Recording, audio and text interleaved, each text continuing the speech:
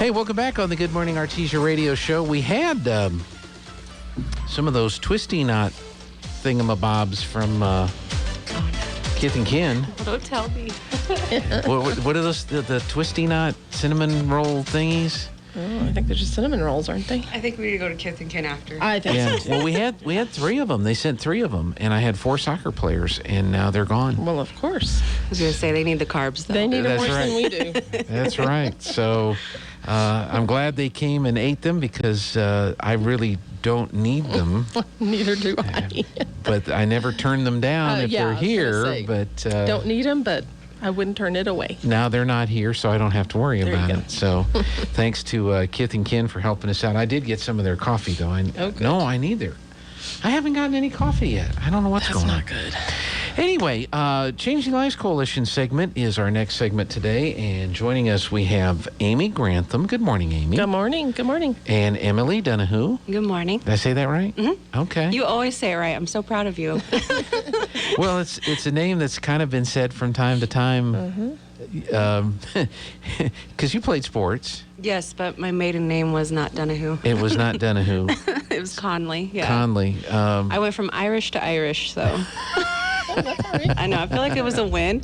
And, you know, during like assemblies and stuff or graduation, I'm still up there in the top, so I won't have to wait long for when I have kids. That's right. Right, because of the D. Yeah. Being D, so. That was my worst nightmare. We're going to have to marry someone with the alphabet letter all the way towards the end and have to wait for the end. Yeah. Either that or we'll call the names bingo style, and so we'll just roll a bingo ball Yeah, and then there you pull a go. letter. Just And pull a letter. That would be more fair. it'd be different, that's Yeah. for sure.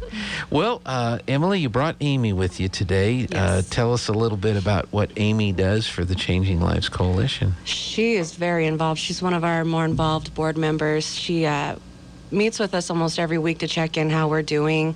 She helps with approval on questions. She guides us in every way. Like, she's pretty much our light in this darkness. Wow. So, and a lot of us were, from the COVID era, so we're still learning, and she's still helping train us and get us on the right path so we can do what Changing Life was meant to do. Mm-hmm. The COVID era. Yeah, that's what I'm going to call it. That's going to become That's a thing new now. one. It is. Yes, it is. Since you said that, because there was the time before COVID when everything Yeah, I was know. normal. Normal. Mm-hmm. And then there was COVID. Then there was nothing. And that's right. And then now we're trying to figure out how to Trying to get back in the swing of So things. what got Yeah. you involved with this, Amy? So actually, Changing Lives Coalition, way back when, started with 702 for You, and that was an organization that I was with from the inception as a board member. And when it was just in its birth, we were just coming up with ideas about what it meant to Artesia, what we wanted it to do. And of course, it's here for the youth of Artesia, and it's here for everyone. I mean, we talk a lot about qualifications and everything, and there's an assessment part of being in 702 for You, which is part of Changing Lives Coalition, but it's for those that need it. And so that was why we started it a long time ago. And so I was part of the planning, part of the putting it together, starting it, which was really excited. And then it just evolved from there. And so now we have Changing Lives Coalition, and it's just a conglomeration of several organizations and groups. And it's literally geared toward the kids and bettering their lives, helping them better their own lives, and just giving them the tools they need to be good citizens. Good. So were you in on the conversation when somebody said, hey, there's this old police station? Yes. Yes, Yes. you were part of that. Yeah. And that was great. I mean, gosh, what a collaboration we were able to do with the city, and thanks to them. I mean, thanks that it was available. And yeah, it took some renovation, and we all pitched in to make the renovations. I remember going in and scraping floors and painting, but it's amazing the transformation that it took on to meet the needs of our kids. And we're still doing that. I mean, it's like I said, it's an evolving organization. And Sure. so as things change, which they have, just within the past couple of years, then, we have to change with it, and we have to change with the needs that are presented to us. So for someone to volunteer or be a part of an organization like this, was there something that happened in your personal life? Was there an experience that you had or that you saw? No, actually, I was recruited by Debbie Rowland. Okay. She said, we have this great thing that's going on, and I want you to be part of it. And I was like, absolutely. That's great. I mean, my heart is for the kids of Artesia. My 3 kids grew up in this town. And it's, to be honest, that's part of the reason that we moved here. My husband and I lived in Roswell, and when we started having kids, I was like, I don't want them going to Roswell schools. Mm-hmm. And so, we did move here. And so that's a big part of why I wanted to be in on that, is because I knew there was a need, and because I just want to make sure that we are doing everything we can for the kiddos here in Artesia. Yeah. Well, plus when Debbie calls. Yeah, I know. You're right. You answer. Yeah. No, there was no choice. She just said, hey, we're going to have a meeting. You need to be there. And I said, okay, let's go. That's right. So I'm glad I did. Oh, of course. So it's now the Changing Lives Coalition. You said it's a coalition of different things. So is the 702 for you still... It is a thing? Very much part of it. Okay. And we have our after-school program, which is what 702 for You was designed to do. Mm-hmm. And so we got that started. What date was it that we actually started that? October 4th this year. Right. Okay. And then, of course, she can attest to all the other things that the group does, and which it's fabulous, because we're partnering with the schools. I believe we're in almost every school, right? Almost yes. every school. We're working during on the it. day. Then we have our after-school program, that kids are able to come to and participate in. And so that I'm going to leave that to Emily, and she can tell y'all exactly what they do. Yeah, we do groups in the schools. So we work mainly with the counselors. They help kind of get the groups developed. I have some that they're so busy, they're like, it's okay, like, go ahead, I trust you. And then I have some who are, like, more involved and want to be there. Mm-hmm. And it's great. Like, all of them have been amazing with helping me with these kids and just understanding them and getting to know them. We're still kind of in the get-to-know-you stage. Sure. But, and that's the thing is... With the students or with the counselors or the whole... Well, actually, the whole thing, yes. Yeah. I've known some of them from last year, because some of them were able to be more flexible and get us in last year. Mm-hmm. Some were not able to get into the schools due to their no one allowed besides students. Right. And so we're still kind of getting to know the kids, because you want their trust. You want to be able to get to know them and them trust you and tell you what's going on. So I feel like that's a huge part of what we do. Even with 702 for You, we're trying to get to know them, hang out with them, learn a little bit about them before we kind of get into some of those deeper areas with them. Sure. So, and they're all great. And this week is Red Ribbon Week, so we're doing a little bit of that too this week. We do a lot of those things, and trying to help with the schools in any way we can. Sure. Yeah. So. Now, the Amy, you were in on the ground floor of the development of the programs. Then there's the COVID thing. How has that changed the focus, or how has that changed what it is that you've determined the types of programs that you want to have available for kids?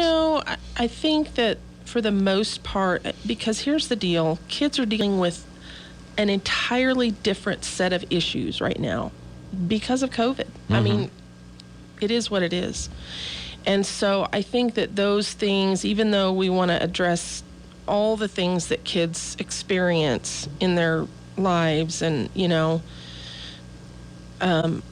we're having to address that as well, and some of the changes that they have had to go through.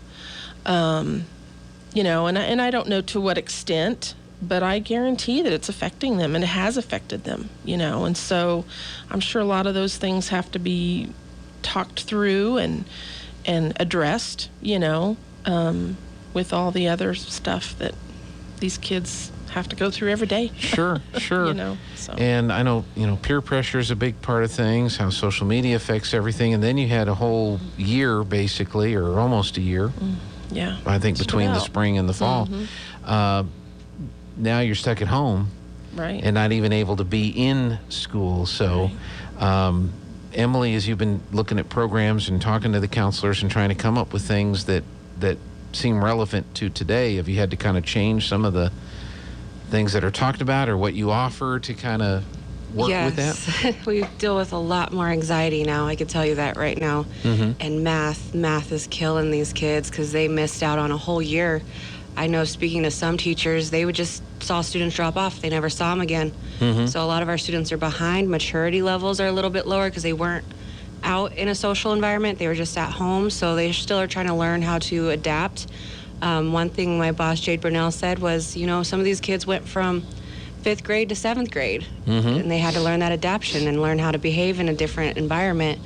And that's hard for a kid. I don't know how I would have done it. I'm proud of these kids. Yeah. So Yeah, they've absolutely. done a lot of adaptation and made things work. But I think math is our biggest thing right now with the anxiety levels. These poor Yeah, kids. I can imagine. Gives me anxiety. I don't know about you. Well, I try to look at the calculator and let it figure it out for me. Oh, they do too. That's the problem. They all learned how to use that computer calculator and never learned to multiply. And I'm like, ooh, buddy, we gotta get past this. Yeah, because it's one thing to use the tool, but you got to understand what it is that you're trying to figure out so that you can ask the right questions to the computer, I guess. Yeah, Would exactly. be how to do that. And you can't just look it up on the internet, Not anymore. Well, there's a YouTube video for that, right? I was gonna say they probably looked up things they weren't supposed to be looking at. Well, that's true.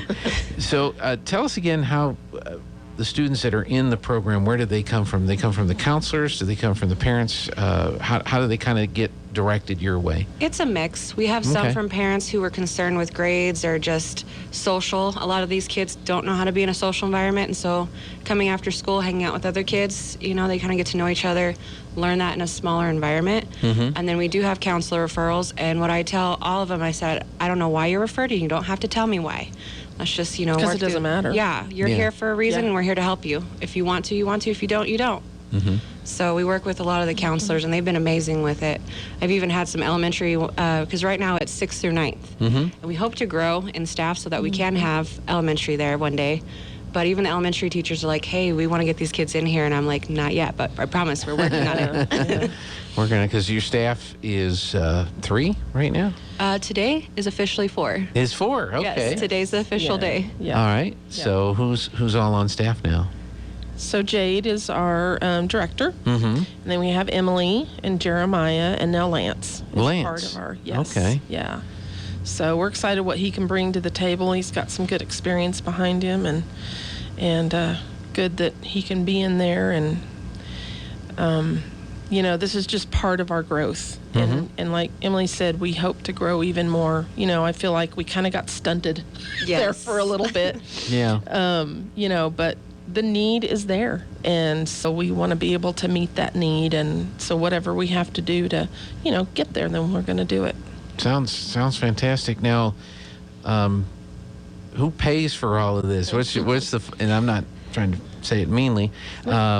Is that even a word? Mainly, that's Yeah. kind of It is today. It is No. today. It is now. So where does the funding come from that helps So we make are this based. possible? Yeah, we are based totally on donations. Okay. And so we have a lot of wonderful people that donate on a regular basis. We do a lot of fundraising, and so we rely pretty heavily on that. And that's actually part of our kind of weekly meetings or even our monthly board meetings is we have to brainstorm, okay, what are we going to do? What's coming up? What can we do to get out there and get some funding? And so, we welcome any kind of financial assistance because, like I said, these programs for our kids, and our teacher has always been fabulous about supporting our kids, no matter what it is. This is just another avenue, This is And so if Kate. you're looking for, here it is, getting to the end of the year. Mm-hmm. Right. If you're looking for that little tax loop, then I'd say we're the place to look. Okay. And we would take those donations. Do the definitely. folks reach out to you? Do they reach out to Emily or the staff? Yes, or anyone? absolutely, to Jade or anything. We have, like I said, you can call the center or go by. Now, I know they kind of keep the doors locked and everything, but they're normally there unless they're out of the schools. But now that Jade is there as the director, they can call the center at any time. Okay. What's so. that? Have you memorized that phone number, Emily, or do you just Yes. hit the button on the phone? Well, it's so weird to me because it's 736-7024. So the 736 always throws me off because I want to do like 746 or 748 every Right. time. And now you have to put 575 in Yes, front of you it, do. too. Yes. Or who knows where it's going to go. So Right. Yeah. That's great. Amy Grantham, thank you so much for being with us. Thank you for having us. I sure appreciate it. Emily, was there anything else you wanted to mention today? Just Red Ribbon Week, guys. Let's get it done. All right. Emily Dunnahoo, thank you so much. Thank you. We'll go to the news and be back.